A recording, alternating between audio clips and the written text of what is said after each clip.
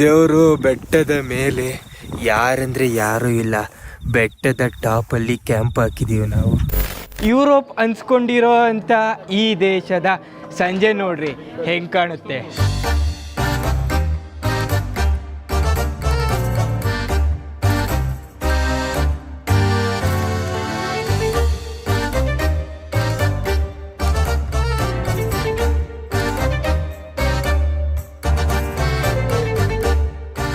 ಯಪ್ಪ ಯಪ್ಪ ಯಪ್ಪ, ಈ ಯುರೋಪ್ ಅನ್ಸ್ಕೊಂಡಿರೋ ದೇಶದಲ್ಲಿ ನಾಯ ಗುಟ್ಟಕ್ಕೂ ಪುಣ್ಯ ಮಾಡಿರ್ಬೇಕು.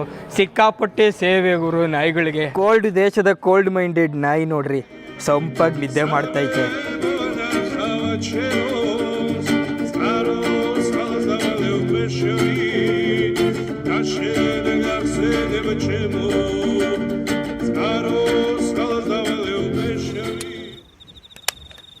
ದೇವರು ಹೆಂಗಿದ್ದೀರಾ? ಈಗ ಸಮಯ ಕರೆಕ್ಟಾಗಿ 2:30, ಅಂದರೆ ಮಧ್ಯಾಹ್ನ 2:30 ಅಲ್ಲ, ಮಧ್ಯರಾತ್ರಿ 2:30. ಟೆಂಟಲ್ಲಿದ್ದೀವಿ. ನೈಟ್ ಕ್ಯಾಂಪ್ ನಡೀತಾ ಇದೆ. ನಮ್ಮ ಟೆಂಟ್ ನೋಡಿ ಹಿಂಗಿದೆ. ಇದು ಹಾಸಿಗೆ, ಇದೆ ಬ್ಯಾಗು. ಆಚೆ ಹೋಗಿ ನೋಡೋಣ ಹೆಂಗೆ ಕಾಣಿಸುತ್ತೆ ಮಧ್ಯರಾತ್ರಿಲಿ ಅಂತ. ವಿಶೇಷ ಏನು ಅಂದರೆ ಟೆಂಟ್ ಎದುರುಗಡೆನೆ ಕೆರೆ ಐತೆ, ಪುಟಾಣಿ ಕೆರೆ. ದೇವರು ಬೆಟ್ಟದ ಮೇಲೆ ಯಾರಂದ್ರೆ ಯಾರು ಇಲ್ಲ. ಬೆಟ್ಟದ ಟಾಪಲ್ಲಿ ಕ್ಯಾಂಪ್ ಹಾಕಿದೀವಿ ನಾವು.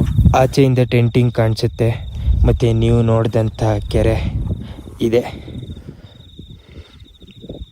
ದೂರ ದೂರಕ್ಕೂ ಯಾರು ಕಾಣಿಸಲ್ಲ ನಿಮಗೆ. ಇಲ್ಲಿ ನೈಟ್ ಲ್ಯಾಪ್ಸ್ ಆಗ್ತಾ ಇದೆ. ಬೆಳಗ್ಗೆ ಆದಮೇಲೆ ಗೊತ್ತಾಗುತ್ತೆ ಹೆಂಗೆ ಬಂದಿದೆ ಅಂತ.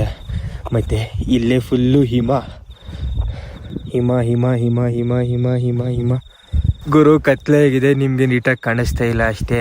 ನಾವಿರೋಂಥ ಈ ಜಾಗ ಸಿಕ್ಕಾಪಟ್ಟೆ ನಿರ್ಜನ. 7 ಅವರ್ ಬ್ಯಾಗ್ ಹೊತ್ಕೊಂಡು ಹಂಗೆ ಬಂದೆ ಬೆನ್ನೆಲ್ಲ ನೋವು ಬಂದ್ಬಿಡ್ತು.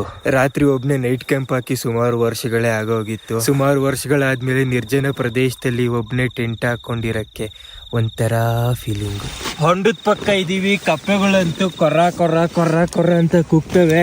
ಒಂದೊಂದ್ಸಲ ಕಪ್ಪೆಗಳು ಕೂಗೋ ಏಟಿಗೆ ಕಪ್ಪೆನ್ನಿ ಕೂಗ್ತೈತ ಅಥವಾ ಬೇರೆ ಏನಾದರೂ ಅಗೋಚರವಾಗಿರುವಂಥದ್ದು ಏನಾದ್ರು ಕೂಗ್ತೈತ ಅಂತ ಅನ್ಸುತ್ತೆ.